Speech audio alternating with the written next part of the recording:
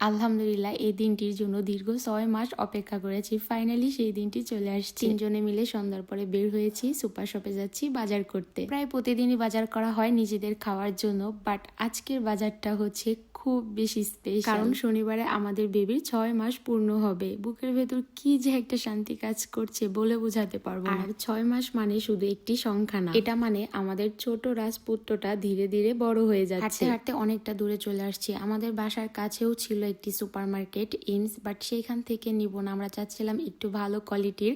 তার জন্য একটু হেঁটে দূরে চলে আসছি মেরকাতুতে। আর আমি যে কত বছর পর সুপার শপে আসছি আমি নিজেও জানি না, কারণ বেবি আসার পর আমার আশাই হয় না, সবসময় তোমাদের ভাইয়াই বাজার করে। আর দীর্ঘ এতদিন পর আজ আমরা ৩ জনে একসাথে বাজার করতে এসেছি, একদম আলাদা একটা আনন্দ নিয়ে। কেন জানো? কারণ এটা আমাদের নবাবের জীবনের প্রথম সলিড খাবারের প্রস্তুতি চলছে। এই ছোট ছোট ফলগুলো আমাদের কাছে শুধু খাবার না, এগুলো আমাদের ভালোবাসা, আমাদের যত্ন, আমাদের স্বপ্ন। আমি যখন হাতে করে ফল নিচ্ছি মনে হচ্ছে আমি শুধু বাজার করছি না, আমি যেন আমার ছেলের আগামী দিনগুলো গুছিয়ে রাখছি। যদিও আমি আগে থেকে সব প্রিপারেশন নিয়ে রেখেছিলাম কি কি ফল কি কি সবজি কিনবো, তারপরও আমি প্রতিটি ফল ও সবজি হাতে নেওয়ার সময় দুজন মিলে ভাবছিলাম এটা কি দিব, এটা কি বেবির জন্য ঠিক হবে, প্রথম কোন ফলটি দিব। একটা বাবা মা কতটা এক্সাইটেড হতে পারে এই মুহূর্তে বোঝানো সম্ভব না, কারণ বেবির প্রথম খাবার মানে আমাদের প্রথম নতুন যাত্রা শুরু হলো। আমাদের দুজনেরই মনে হচ্ছিল সুপার শপে যত ধরনের সবজি ও ফল আছে সব একটু একটু করে নিয়ে যাই, বাট বেবি যেহেতু ছোট তাই আমাদের একটি খাবারে ৩ দিন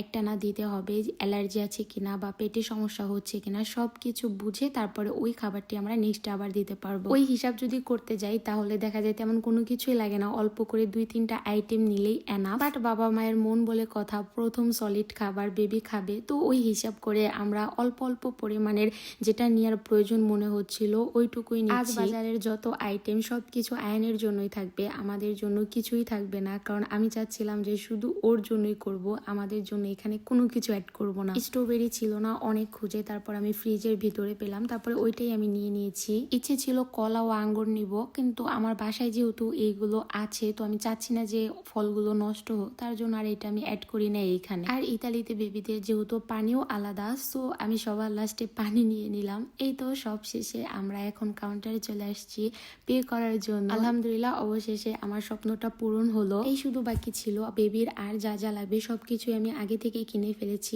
আলহামদুলিল্লাহ সবকিছুর জন্য। তো আজ এই পর্যন্তই। ব্লগটি কেমন লাগলো অবশ্যই কমেন্ট করে জানাবে। সবার জন্য এত এত ভালোবাসার দোয়া, আমাদের জন্য সবাই দোয়া করবে। ধন্যবাদ সবাইকে, আল্লাহ হাফেজ।